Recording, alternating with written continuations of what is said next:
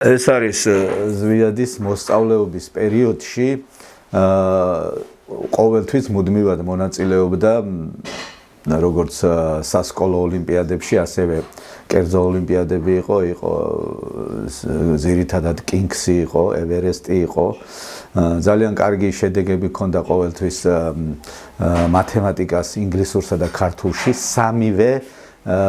სამივე საგანში მუდმივად ჰქონდა დიპლომები, პირველი, მეორე, მესამე ხარისხის დიპლომები, ვერცხლის დიპლომი, ოქროს დიპლომი, ფინალური მონაწილეობისათვის აგერ გვაქვს მაგალითად საქართველოს საუკეთესო მოსწავლეთა კლუბის წევრი გახდა კინგში მონაწილეობის დროს. სასკოლო ოლიმპიადებში მიღწევები ჰქონდა ძალიან კარგი.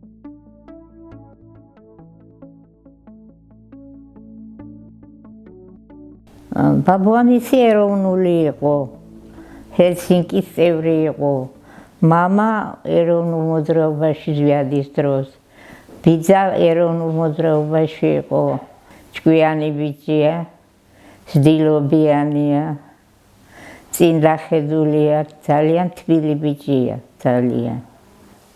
მე ძალიან მიხარია, რომ ჭკვიანი ბიჭია, რომ იბრძვის ბრძოლაში გამოიწრთობა ადამიანი. ჯერ ბავშვია, ჯერ 19 წლისაა მე მგონი, 19 წლის, ხო. პატარა იყო, სულ მე 13 წლის იყო მე მგონი, ის რო ჩამოაყალიბა ორგანიზაცია და ფიონი. და იმის მერე, რა ვიცი, ყველგან იბძვის, თითქმის კედლებზე იბძვის წერს რაღაცებს, გამონათქმებს პოეტების აღწერს, კედლებზე აქვს დაწერილი. შეგიძლიათ ნახოთ თქვენის. თავისუფლებისათვის იბრძვის, ევროპული მომავლისათვის იბრძვის. ჩვენც ვამხნევებთ აქედან მეტი რა გზა გვაქვს. ოკუპანტიც მიუწერია მათს. ნახე, თითქმის ყველგან. ზვიადი რო დაიბადა, მისი დაძმები იყვნენ 9, 10, 11, 12 წლით დიდები. ეს პატარა აღმოჩნდა იმ ხელას სიყვარულში, რომ ბრძოლა იყო გამოცხადებული ზვიადზე, არა მე, არა მე და ყველა მაგას ეფერებოდა, ყველა მაგას პატივცემდა, როგორ ხელის გულზე ატარებდნენ, როგორ ხელის გულზეა გაზრდილი ოჯახის წევრებიდან, ეზოდან, მეგობრებიდან და სიყვარულის კორიანტელში გაიზარდა ზვიადი. იმიტომ რომ აი რაღაცნაირი ბავშვი იყო და ბრძოლა იყო, არა მე დავაძინებ, არა მე ვაჭმევ, არა მე გავასეირნებ და ეს სიყვარული თავიდანვე მოყვება ბავშვს. შინაარსობრივ აღზრდას ეგ მამამისის ბრალია. თვითონ მაგალითად რო დაწვებოდა, მამა მომიწვეს და ზღაპარე მეთქი არა, მამამ უნდა მოუყვეს, როგორ იყო ჩვენი ქვეყანა ადრე, რა რთული პროცედურები გაიარა, რა ვინერვიულეთ ეს ჩვენ წინაპარმა რა გადაიტანა, ბავშვი არ აყოლინებდა ზღაპარს, აი ამას უყვებოდა მამამისი. როცა იწვნენ, სულ კითხულობდნენ. ყოველთვის ვუხსნიდი და ვეუბნებოდი, რომ სამშობლოზე წინ არაფერი არ დგას. სამშობლო უპირველეს ყოვლისა და თუ სამშობლოში არ იქნება ბედნიერი ზოგადად, სამშობლო არ იქნება განვითარებული, დამოუკიდებელი, თავისუფალი, ასეთ ქვეყანაში ცხოვრება არის როგორ გითხრათ, სულ უნდა იყო ბრძოლის რეჟიმში. ანუ მთავარი ფორმულა და იყო ის, რომ პირველი რაც მინდოდა მისგან სამშობლო აღექვა ისე, როგორც თვითონ ეს ფენომენი გულისხმობს, რომ აი სულში რომ ეგრძნო თავისი მამული, თავისი სამშობლო, სულში რომ ეგრძნო, აი ვცდილობდი მაგას და შეიძლება ეს როგორ გითხრათ, თლად ამ გადასახედიდან შეიძლება გადავამეტე კიდეც, რომ ხშირად ისე აღმოჩნდა, რომ საკუთარ ბედზე, საკუთარ მომავალზე, საკუთარ სიცოცხლეზე წინ აყენებს სამშობლოს ფენომენს ზვიადი იმდენად არის მასში იმ რაოდენობით არის მოჭარბებულად მის სულსა და გულში სამშობლოს სიყვარული და ფენომენი. ეტყობოდა ეროვნულობა განსაკუთრებით პირველ კლასში რო შევიდა მაშინ. ის სკოლიდან რომ მოვიდოდა, ნერვიულობდა რომ ბავშვები ისეთ თემებზე საუბრობენ, რომელიც არ არის საინტერესო. სხვათა შორის მე-4 თუ მე-5 კლასში იყო, ლექციებს კითხულობდა ეროვნულობაზე. შექმნა ჯგუფი ონლაინ და სახლში მოყავდა კიდე მისი ტოლები, მისი დიდები და ეროვნულ თემებზე საუბრებოდა, რომ საქართველოში გვაკლია ეროვნული სულისკვეთებაო. სხვათა შორის ბევრი ბავშვი აიყოლია მაგ განხრით. რომ ჩვენ ქვეყანას ჭირდება ეროვნული სულისკვეთებაო და გამოუვიდა კიდეც. არ მეგონა თუ პატრიოტიზმი და ესეთი რაღაცები ხალხს გააღიზიანებდა ნაწილს უმეტესობას რა თქმა უნდა მოეწონა და მიიღო, მაგრამ აი ზოგს კაი რა ესე რაღაც ხელწაგდებით საუბრობდა. ვინც ბევრმა ესე თქვა, დაჯდა აუხსნა და პირიქით მერე ზვიადს დაუდგა გვერდში. ზვიადის და მისი თანამებრძოლების ძირითადი ოცნება მიზანი არის სამშობლო და ასეთი ადამიანები რეჟიმებისათვის ყოველთვის სახიფათოა. ადამიანი და ადამიანთა ჯგუფი, რომელიც იდეით არის გამსჭვალული ქვეყნის დამოუკიდებლობის, სამშობლოს სიყვარულის, პატრიოტიზმის დიქტატორული რეჟიმებისთვის საფრთხეა, რეალურად მართლა საფრთხეა, იმიტომ რომ ვერც ცემით შეაშინებ, ვერც დაკავებით შეაშინებ, ვერც დაპატიმრებით შეაშინებ, იდეა მისი სამშობლო და დამთავრდა და როცა სამშობლო გულში გაქვს ღრმად და შენი სულის ნაწილია, ადამიანი მზად ხარ სამშობლოსათვის. უამრავი მისი მოთხრობა ლექსში ნახავთ, რომ ან სიკვდილი, ან გამარჯვება, სამშობლოსათვის სიკვდილი პატივია და აი ამ იდეის ბავშვებთან ბრძოლა ძალიან რთულია რეჟიმის მხრიდან. ზვიადი აბიტურიენტი იყო, როცა რამოდენიმე აქცია ბათუმში მოაწყო. ერთი დიდი აქცია ქონდა გემი რო გააბრუნა რუსული. იქამდე ქონდა კიდე ერთი-ორი აქცია მოწყობილი და თბილისში რო ჩავიდა მართლა რუკით დადიოდნენ და ერთი დღე მეც ვახლი ვარ ზვიადის აქციაში და არასწორი გზით წავიდა ზვიადი და იქ ხალხი ვინც მიყვებოდა პლაკატებით, სად მიდისო ეგ ბიჭო და ერთმა გადასწახა, არიცი გზა ბათუმელია, ახალი ჩამოსულეო და რას ლაპარაკობო. თან გაუხარდა, თან გაუკვირდა და ჩართავდნენ ამ ტელეფონში რუკებით და დადიოდნენ. მართლა არ იცოდნენ არც ლუკამ, არც ზვიადმა. და ასე ნენელა ისწავლეს იგი გზა. ახლა უნდა დავდოთ ფიცი, რომ ჩვენ საქართველოს დავიცავთ ყოველგვარი რუსული კანონებისგან, რუსული ნარატივებისგან, დავიცავთ ჩვენ სახელმწიფოებრიობას და ერთიანობას. ჩვენ საქართველოს მოქალაქეები, ქართველი პატრიოტები, შევიკრიბეთ აქ, გმირთა მოედანზე. მერე უცებრო ფიცის დადება ჰქონდათ. ფიცი რო დადეს ქვეყნისთვის, ჟურნალისტი მიყვება, რომ ზვიადიო ძალიან უჩხარად დადისო და სხვათა შორისო მაგისო გადაღებაო მიჭირდა, რომ მივდეოდიო სახში ვიყავით ძალიან დაღლილიო. და ერთი წუთი გაჩერდა ზვიადმაო. ზვიად რატო გაჩერდიო და ფიცს წერო. რაო, გამიკვირდაო, ნამდვილად არ ველოდიო, ფიციც დაწერაო და ახლა ბიჭებს ეუბნება, სად უნდა წავიდეთო, სად არის გმირთა მოედანი. ეგრევე აუხსნისო და წავედით სასწრაფოთო, მივიდნენ ფიციც ჩაწერესო, ისეთი ამაღელვებელი იყო, ვერ ვიჯერებდიო, ეს ყველაფერი იქნა უცებო. აქციაც ჩაატარაო, ის ფიციც დაწერაო, მივიდა ფიციც დადო, აი ყველაფერი უცებ მოასწრო და ვერ ვიჯერებდი, რომ ასე როგორ მოახერხა ასე პატარა ბავშვმა. მაშინ 18 წლის იყო. რათა პატივი მივაგოთ მათ სწავლას, და დავდოთ ფიცი, მათი სულების წინაშე, ფიცო, რომ არასდროს დავთმოთ მათი სიცოცხლის ფასად, მოპარებულ თავისუფლებას, რამოდენიმე ფაქტორია ზვიად ცეცხლაძის მიმართ რატო გაჩნდა ზოგადად ინტერესი რომ დაეკავებინათ.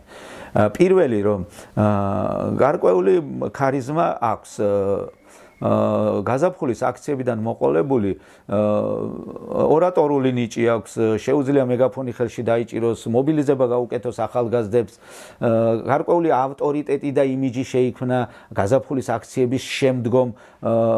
აქედან გამომდინარე, ახალგაზრდების დიდ ნაწილს მოსწონთ ზვიადი, როგორც ეხლა შეიძლება ხმამაღალი ნათქვამი იყოს, მაგრამ როგორც ქარიზმატული ლიდერი გარკვეულწილად, რომელიც ჩამოყალიბების ეტაპზეა, მოსწონთ ურთიერთობა მასთან, უყვართ, იკრიბებიან ერთად აი ეროვნული ეს ბავშვები და ოცნებობენ, გეგმავენ ქვეყნის დამოუკიდებლობაზე, მის გამტკიცებაზე, ევროკავშირზე, აყვავებაზე, ტერიტორიების დაბრუნებაზე, აი რომ დაჯდებიან, აი ამაზე აქვს საუბარი. ზვიადი რომცა ვსაუბრობთ, ზვიადი ჩემზე დიდია აზროვნებით. და ხანდახან ბევრჯერაც რომ გადავხედე ჩემ სიტუაციას და მიმტკიცებდა და ასე არ არისო, ბევრჯერ ბოდიშის მოხდა მომიწია. ზვიადს მე არაფერს არ აუკრძალავდი და არც იმას ვინანებდი, რაც მდგომარეობაა ახლა. ეს მე მგონი ასე ბედის წერას მიყვება ეს რაღაც მომენტები და არაფერსაც არ შევცვლიდი. 19 წლის სტუდენტ ზვიად ცეცხლაძის ბრალს თუ წაიკითხავთ, გაოგნებული დარჩებით ისეთი ტერმინებით არის დახუნძლული სახელმწიფო გადატრიალების ორგანიზებას ედავება, კანონიერი ხელისუფლების დამხობის ორგანიზებას ედავება და ამ ორგანიზების მიზნით ორგანიზებასა და მონაწილეობას ამ ორგანიზების მიზნით ფორმულირებულია შეიარაღებული თავდასხმა სახელმწიფოს წარმომადგენლებზე, არის ასაფეთქებელი ნივთიერებების დამზადება და ასე შემდეგ. ანუ ზვიადთან ერთად ასამართლებენ 6 თუ 7 არიან სულ და ედავებიან ორგანიზებულ ძალადობაში, ანუ ამ 7-ს ერთობლივად ედავებიან ორგანიზებულ ძალადობაში, როცა თვითონ ეს 7 ერთმანეთს არ იცნობს. მათ შორის ერთი აზერბაიჯანელი არის, რომელმაც ქართული არ იცის და დანარჩენმა 6-მა აზერბაიჯანული არ იცის. აი ისეთ წარმოჩენა უნდა ისე ხელისუფლებას, რომ ეს 19 წლის ბიჭი და კონკრეტულად ახლა ძირითადი ნაწილიც პოლიტპატიმრებისა თუ შევხედავთ 21 წლამდე არიან ცოტა დიდი ასაკისაც, ოღონდ ერთეულები ძირითადი მასა დაპატიმრებული პოლიტპატიმრებისა არიან 21 წლამდე ახალგაზრდების. აბსოლუტური აბსურდია, რომ აი ასეთი ეროვნული ახალგაზრდები და ბავშვები დაინტერესებული ყოფილიყვნენ რაიმე დესტრუქციით და ვინმეზე რაიმე ზიანის მიყენებით. შეურიგდებით ძალას, რომელიც ჩვენი ქვეყნის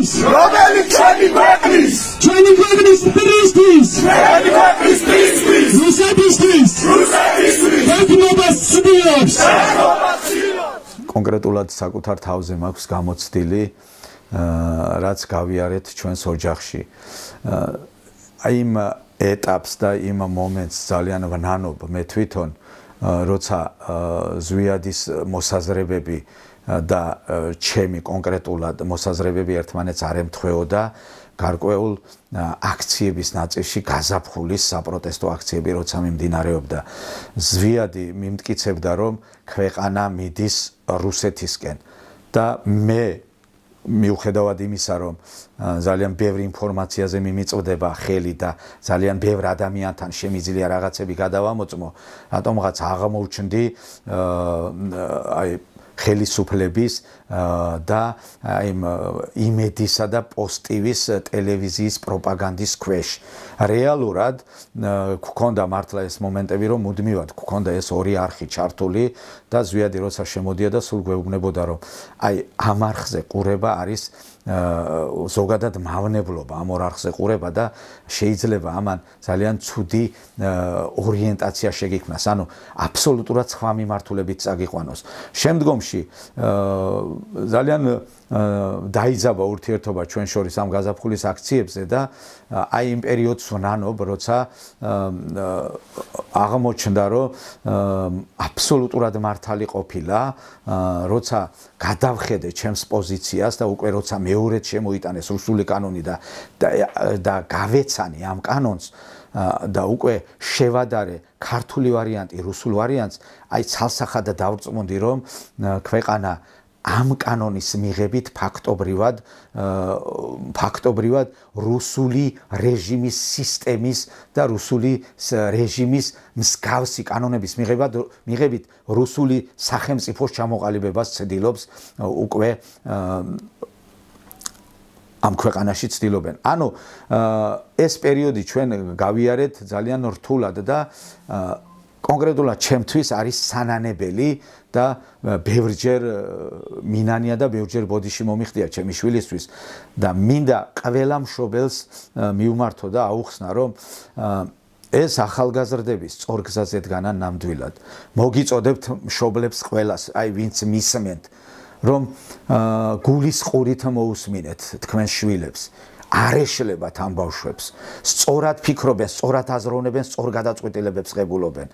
არ მიაქციოთ ყურადღება იმას, რომ 17 წლის არის, 16 წლის არის, 19 წლის არის და მან რა იცის, ჩემზე უკეთესად როგორ უნდა იცოდეს. დამერწმუნეთ, ჩვენზე უკეთესად იციან, ჩვენზე უკეთესი აღქმა აქვს, ჩვენზე უკეთესი ინფორმაციები აქვს, ჩვენზე უფრო სწორად აანალიზებენ და ღებულობენ გადაწყვეტილებებს. ძალიან ნიჭიერი, ძალიან გონიერი, ძალიან პატრიოტული, სამშობლოს მოყვარული და აი ისეთი ფენომენალური ახალგაზრდები გვყავს. ეს არის ღმერთის საჩუქარი ჩვენს ქვეყანაში და უნდა მოუფრთხილდეთ და უნდა გავზარდოთ და არ უნდა დაუზიანოთ მათ ფსიქოლოგია. არათუ ოჯახებში სკანდალები მოუწყოთ, პირიქით უნდა დაუდგეთ მხარში. უნდა უთხრათ, რომ შენს გვერდით ვარ. ეს ამ გადაწყვეტილებას ვემხრობი და შენთან ერთად ვარ ამ ბრძოლაში. იცით რამხელა ძალაა და რამხელა სტიმულია მათთვის? დაუდექით მხარში და მონაწილეობა მიიღეთ მათი ბრძოლაში შემდგომი გამარჯვებები, რომ ერთად იზეიმოთ ოჯახებმა, შვილებმა და მამებმა ერთად.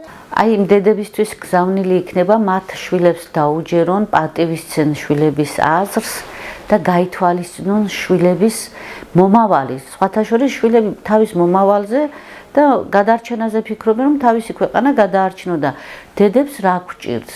შვილებს დაუდგეთ გვერდში. და რასაც შვილები გააკეთებენ, აზრიანი ბავშვები არიან, ჭკვიანი, განათლებული თაობა და დაუდექით დედებო შვილებს გვერდით. არ აუკრძალოთ არაფერი, იმიტომ რომ ბავშვებს არაფერი არ ეშლებათ. სათაური არის სამშობლო და ესეთი კარგი სიტყვები აქვს ერთ-ერთ ლექსში. სამშობლოსათვის თავდადებულ გმირებს ვუხმობ, მამულისთვის სიკეთე ვქმნათ, ოღონდ უხმოდ. ვიდგებით ერთმანეთის მხარ-დამხარ. ვიდგებით ერთმანეთის მხარ-დამხარ. და დავიცავთ საქართველოს. სახელმწიფოებრიობას.